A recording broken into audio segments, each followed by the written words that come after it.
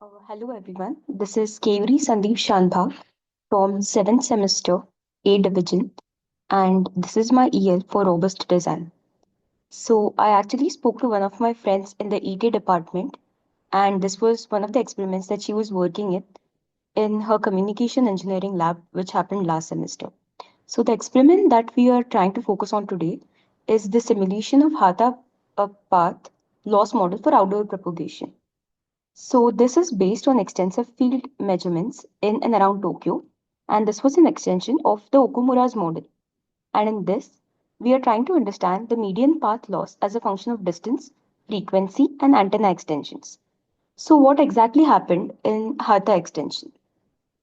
So in Hata extension that happened in the year 1980, Masaharu Hata refined the Okumura's empirical data into mathematical equations, which we will see as we progress through the presentation, enabling simpler path loss calculations for typical urban, suburban, and rural environments. So now let us look at the importance of the Hata model. And in this, the frequency range that we are going to stick to is from 150 megahertz to 1500 megahertz. And the environments covered are going to be urban, suburban, and rural or open areas. So the parameters are frequency, the distance, the base station height, and the mobile station height.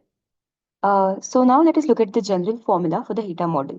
This is the formula that we are going to be focusing on, the one that is in this right now, which is being presented on the screen right now.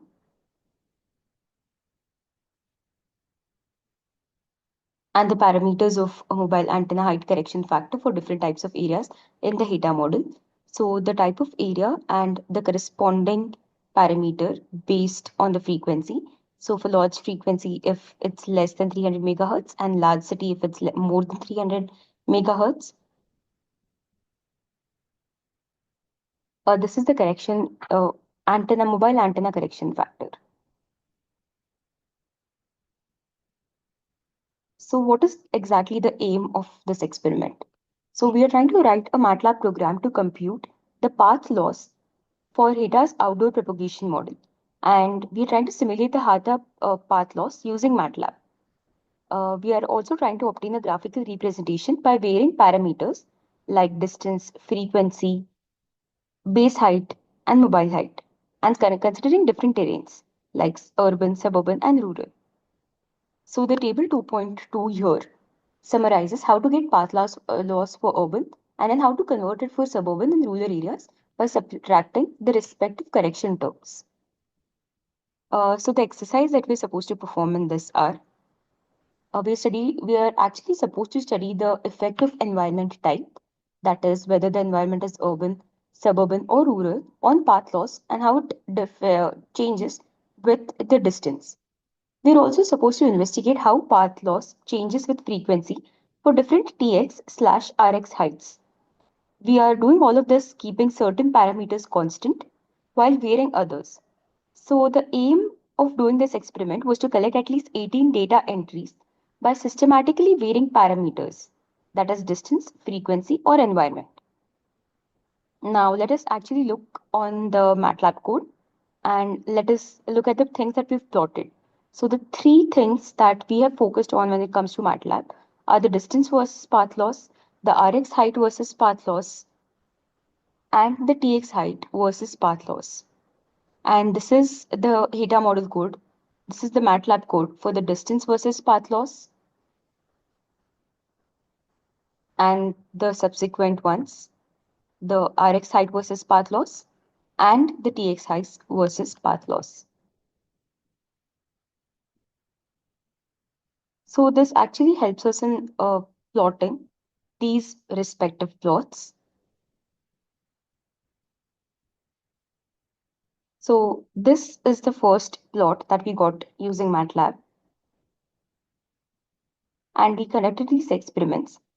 And the thing that we are trying to do is we are also trying to differentiate between urban and suburban area. And we have two other models, which are Rx height versus path loss and Tx height versus path loss. And these are the results that we got. So for the output for this, for the large city suburban area was 222.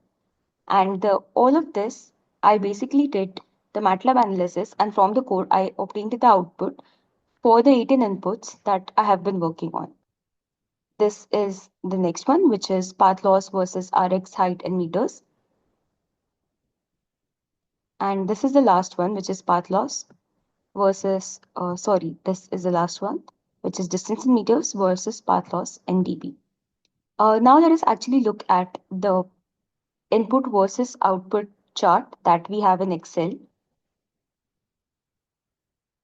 So we actually uh, chose a set of frequencies like 900, 800, 1800, 2100, and we actually picked TX heights and RX heights.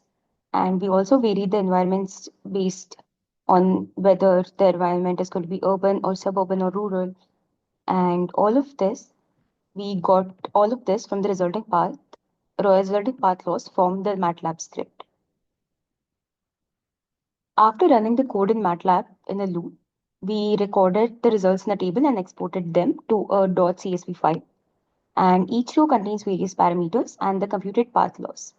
So these are the outputs, that's frequency, distance, Tx, and Rx. And the outputs, these are the outputs that I have done, that I've come up with after actually eliminating all the errors that we had while plotting these graphs.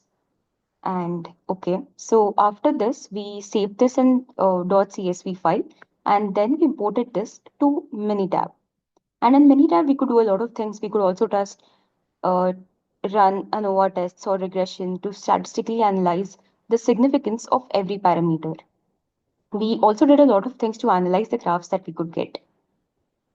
We were actually, we theoretically, we understand that we are expected the path loss to increase as the distance increases, and we expect the path loss to decrease as the Tx height or the Rx height increases. Higher frequencies generally suffer higher path loss for the same distance and antenna heights. Urban path loss is typically the highest among the three environments, followed by suburban and then rural at the lowest.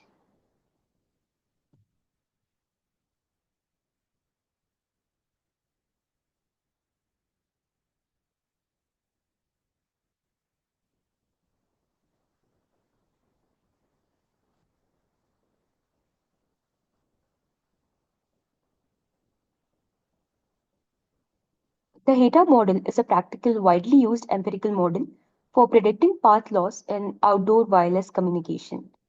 So we're actually trying to understand how each parameter influences the signal attenuation. Hata's formula provides a quick empirical way to estimate path loss for 150 to 1500 megahertz in urban, suburban, and rural areas. And we also looked at the parameter variation in depth. We also did correction, and then we found out the last four columns here, which are the final optimized output that we are going to plot against the input. That's frequency, distance, Tx height, and Rx height. The empirical setup was at least 18 different data entries through coverage of different conditions. Uh, we are actually now, let us move on to the next step of this experiment, where we move on to the MINITAB, and let us look at what we have done on MINITAB.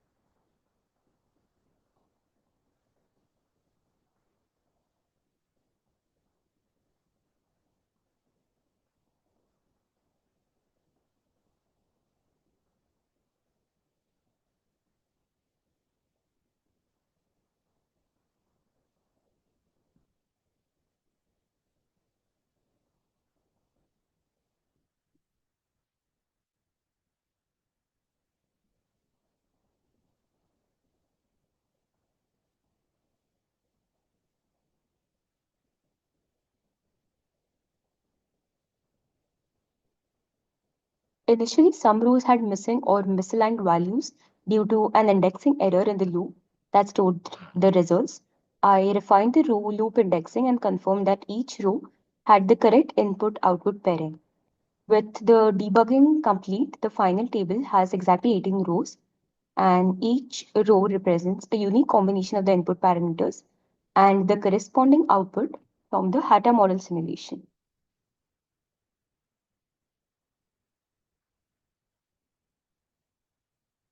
Initially, some rows had missing or misaligned values due to an indexing error in the loop that stored the values.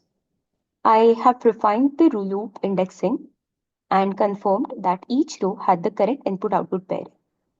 With the debugging complete, the final table contained exactly 18 rows, each row representing a unique combination of the input parameters and the corresponding output from the Hata model simulation.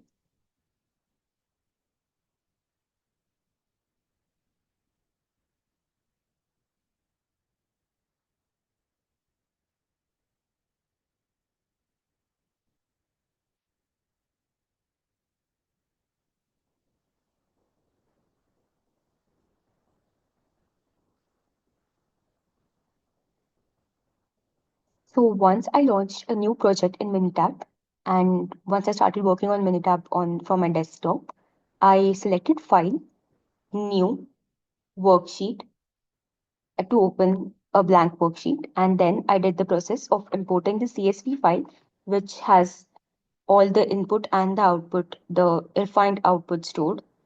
Then I went to File, and then I opened the worksheet, and from then I went to import and then imported the Excel data where my CSV file was stored, and I verified if the worksheet now contained all the proper columns that we require for this experiment. I double checked all 18 rows were imported correctly and the values matched those from my Excel sheet. As you can see here, the C1, C2, C3, C4 up to C18 columns. Those are the values that I've imported from Excel.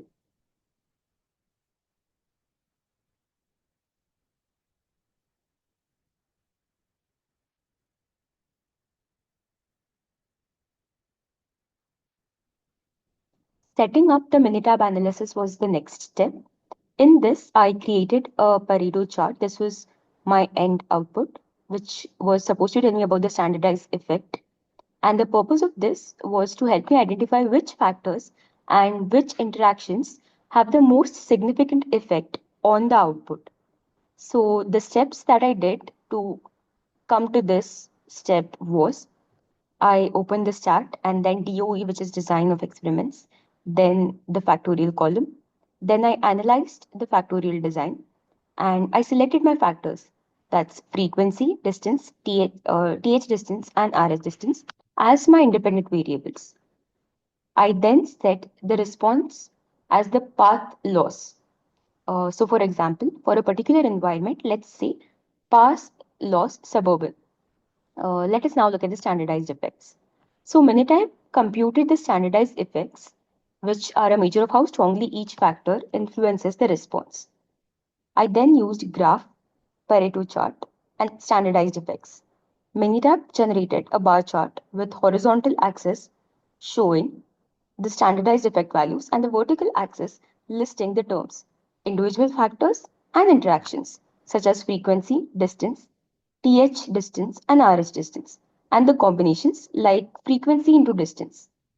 And then I interpreted the chart. So, what I understood from this graph was that the longest bars indicate the most significant factors.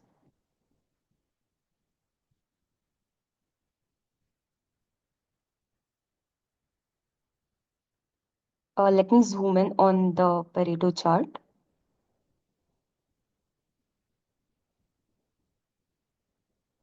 Yes. So, for example, distance shows the largest effect, and this tells me that the variations in the transmitter receiver distance are the most critical factor influencing path loss. Then I moved on to residual plots and other diagnostic graphs. So, what is the purpose of plotting these graphs? Residual plots are used to check the validity of the model assumptions, that is, normality, constant variance, etc., and to detect any outliers or unusual patterns. The steps followed were stat, regression, and then regression. I set up a regression analysis using the same factors and response variables. In the regression dialog box, I selected options to display residual plots. So the plots were normality probability plot of the residuals versus fits plot, histogram of residuals, and let us look at the graph representation or interpretation of all these. These are the residual plots, residuals versus frequency, residual versus distance, residual versus THX, residual versus RHX, and these are the residual plots for the measurement.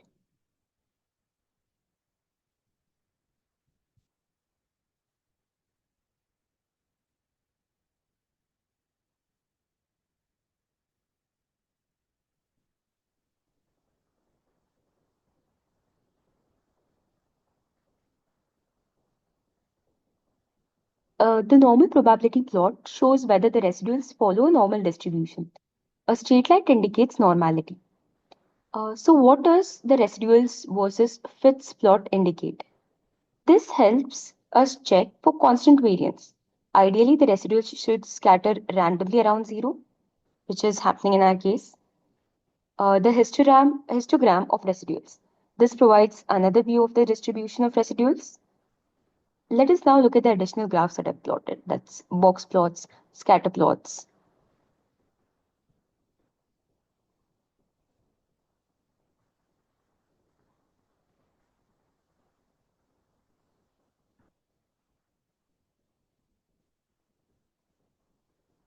So the steps that I used here were I went to graph and then box plot to compare path loss distributions across different environments.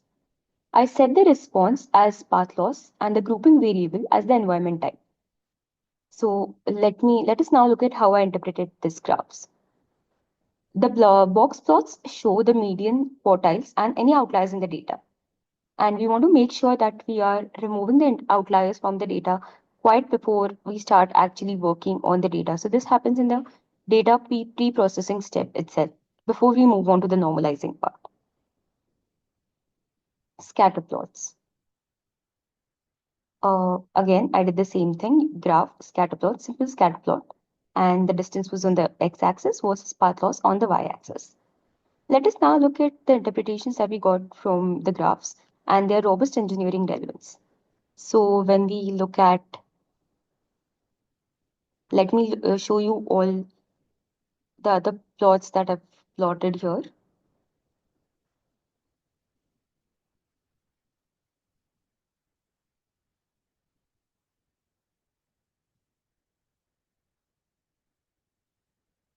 Okay, so the interpretation, which let us move on to the final part of this presentation.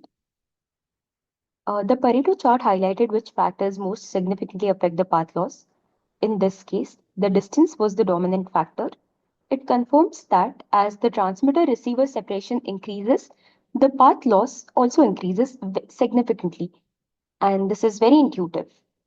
Other factors like THX and RHX may have smaller, but still have pretty important effects. What is the engineering relevance of this?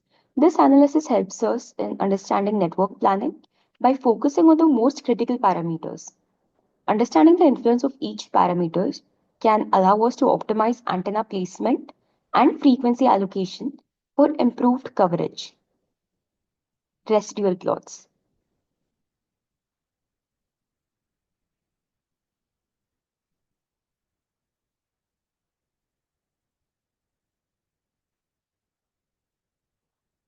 The normal probability plot indicated that the residuals were approximately normally distributed, which validates the regression model. The residuals versus fits plot showed a random scatter, which confirms that the model's assumption of constant variance is reasonable. What's the engineering relevance? These diagnostics assure that the model's predictions are reliable and that the variability in the data is not due to unmodeled systematic effects.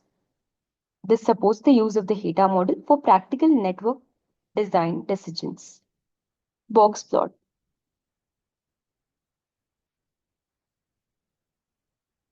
And scatter plots.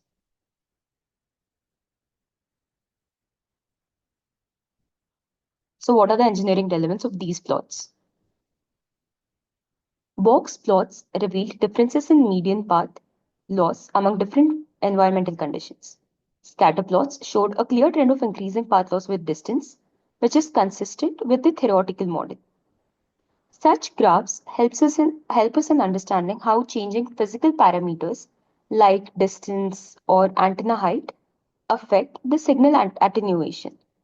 These insights are critical for designing robust wireless networks that maintain acceptable signal strength over varying distances and in different terrains.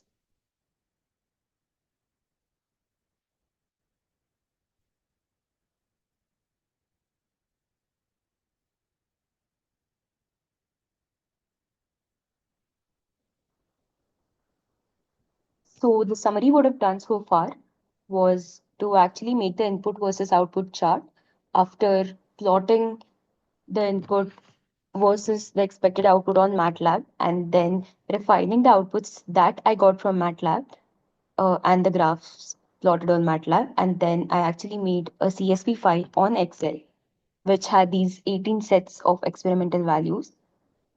And then I imported the CSV file from Excel into MINITAB, ensuring that all 18 rows were correctly mapped. I generated Pareto charts, regression diagnostic plots, box plots, and scatter plots. I also did the step-by-step analysis. I examined the standardized effects to identify the key influencing factors, distance between the transmitter and the receiver in this case. I also examined and checked residual plots to validate the model assumptions and compared path loss distributions using box plots. So, what is the robust engineering relevance of the entire experiment? This confirmed that the Hata model's predictions match theoretical expectations, identify key parameters that significantly impact signal propagation. This experiment also provided insights for practical network design, which will help engineers optimize system parameters for better coverage and performance. This entire process, a very detailed one, from importing data into Minitab to generating and interpreting each graph, this actually demonstrates the rigorous analytical approach that we need to take to validate the Hata model.